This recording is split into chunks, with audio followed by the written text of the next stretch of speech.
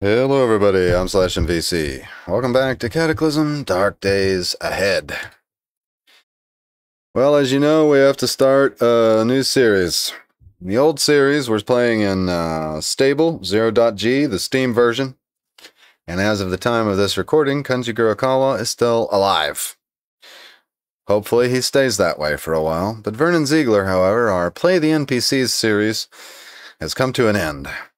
And I kind of asked you guys in that final episode, shall we move on to an experimental branch, play the 0.h, whatever. 0.h is going to be out of the question because I cannot get, or at least the release candidate, can't get the release candidate to work with these mods at all. And it was pretty easy to get the experimental version to work with these mods. All I had to do is crack my computer case open and take a screwdriver and jam it into the processor and beat on it with a small sledgehammer. And the mods work just fine after that. So we'll see how that goes. But I thought I'd take the opportunity right here to go back and look at one thing. Quite often, somebody will come into the series in the middle. They've never heard of Cataclysm Dark Days Ahead and say to themselves, I think I'll go back and watch from episode 1. Some of these new folks don't know what we're talking about here. Cataclysm Dark Days Ahead. What is it? Well, from the main screen introduction, help menu, it says this, and I think it's quite apropos. Cataclysm Dark Days Ahead is a turn-based survival game set in a post-apocalyptic world. You have survived the original onslaught, but the future looks pretty grim. You must face the many hardships to come, including dwindling supplies, hostile creatures, and harmful weather. Even among fellow survivors, you must stay alert, since someone may be plotting behind your back to take your hard-earned loot. Though one might think of Cataclysm Dark Days Ahead as a roguelike, it differs from the traditional roguelikes in several crucial ways. Rather than exploring an underground dungeon with a limited area on each level, you are exploring a truly infinite world, stretching in all 4 cardinal directions. In this survival game, you will have to find food, keep yourself hydrated, and also sleep periodically. It's based on the principle of realism, so expect all of the hardships you'd expect in a real-life survival situation, and at least a dozen more from the eldritch and sci-fi nature of the Cataclysm itself. While Cataclysm Dark Days Ahead has more tasks to keep track of than many other games, the modern setting of the game makes some tasks easier. Firearms, medication, and a wide variety of tools are all available to help you survive. Or not. And by the way, if you're a new player, go to the help menu.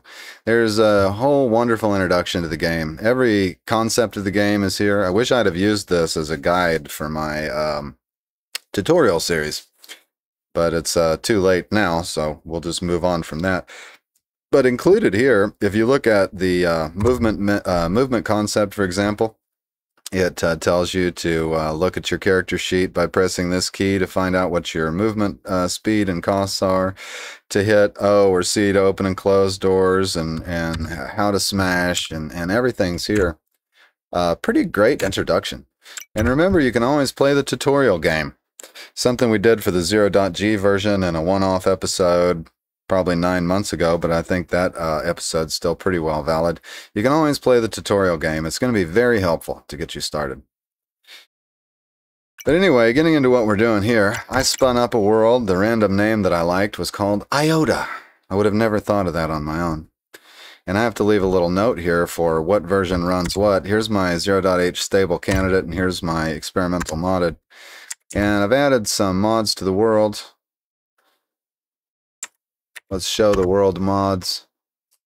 Dark Days Ahead, that's the fork we're playing of the original game Cataclysm.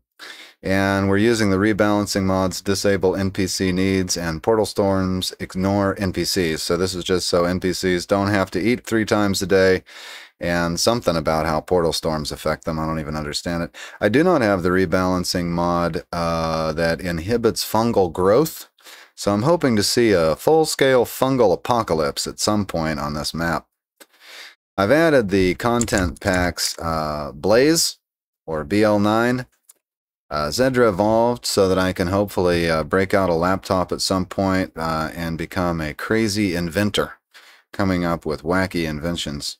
It's part of the Xedra universe. And then Magiclysm by request. Some of you guys who've been regular viewers on the channel and left me more than one comment have asked that I install Magiclysm if for no other reason than for the weapons and miscellaneous items that it adds. The Magiclysm weapons are evidently, you know, more powerful, and I'm probably going to need them to deal with the Blaze Pack monsters. I've also installed Culinary Days Ahead. I'm hoping that's something like Delicious in Dungeon.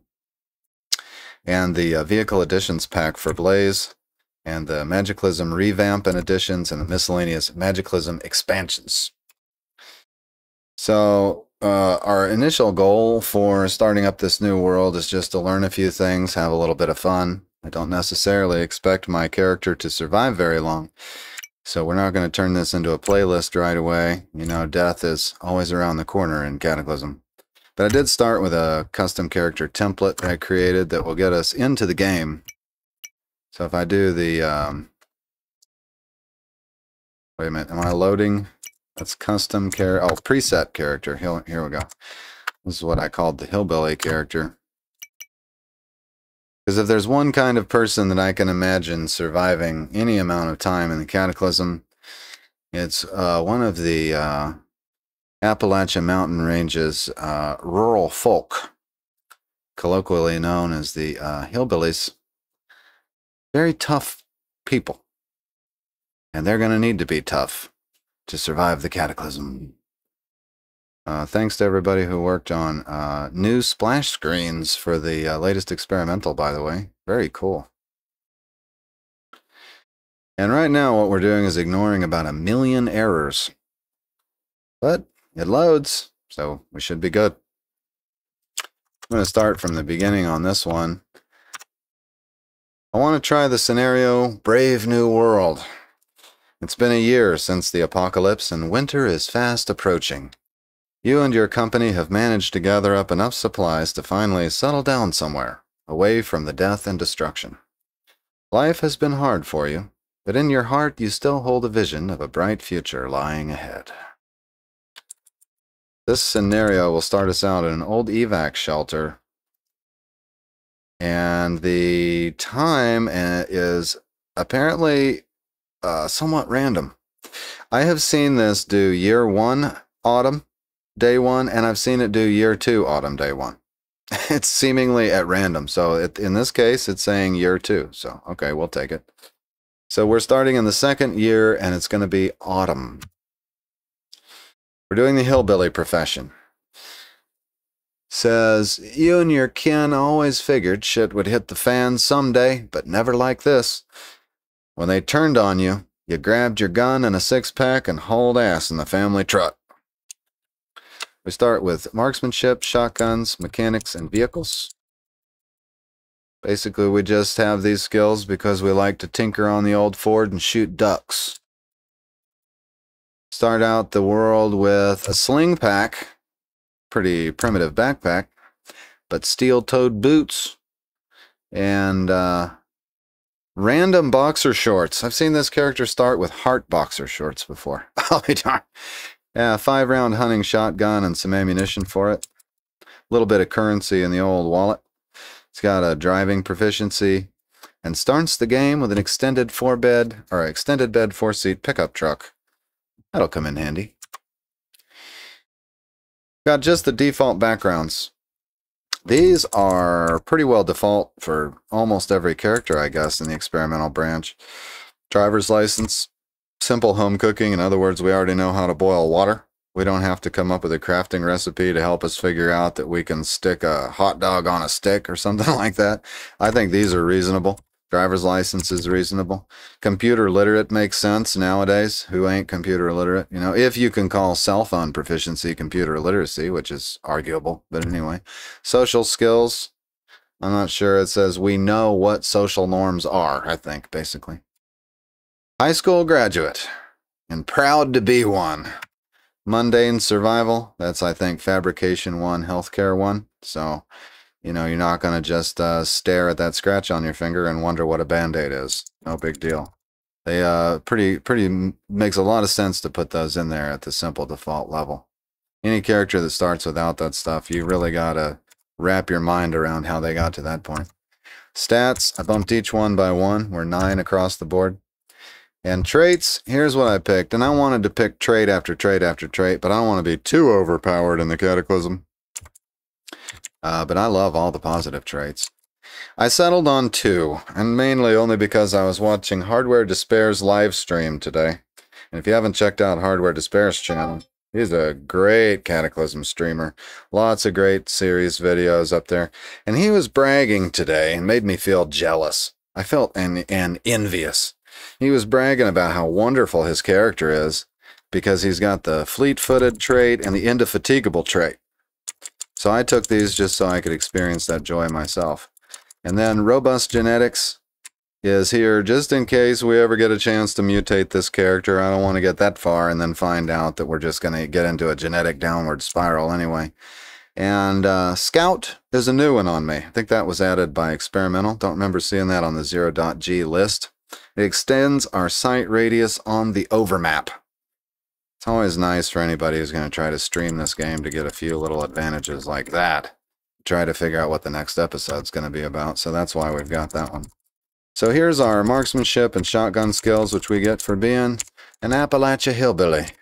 And then I'm also taking 1 point of deduction, because this is what the Xedra mod runs off of, deduction. Your ability to see the pattern behind a series of data points allows you to ask questions that you otherwise couldn't ask, and find things that you might have missed otherwise. Now, you know, having this trait on most podcasts is illegal, but in Cataclysm Dark Days Ahead, we can deduce things. So here's what we wound up with. Scenario, Brave New World. And we've got to pick a name for our hillbilly. And I'm going to do that now. My lady friend helped me pick this name out, and she was pretty insistent on the name. It's going to be Cletus Joe, which is a great Southern Appalachian name. Cooper. Also sounds good. Also kind of a tribute to Twin Peaks in my mind. Cletus Joe Cooper. Forgot to mention, I also picked up the Forgetful trait. This is going to cause our skills to rust rather rapidly, which may lead to us being able to, paradoxically, raise our skills rather rapidly. Final list here: Deduction 1, Applied Science 1, Computers 1, Electronics 1, Fabrication 1, Food Handling 1, Healthcare 1, and then Marksmanship, Mechanics, and Shotguns 3.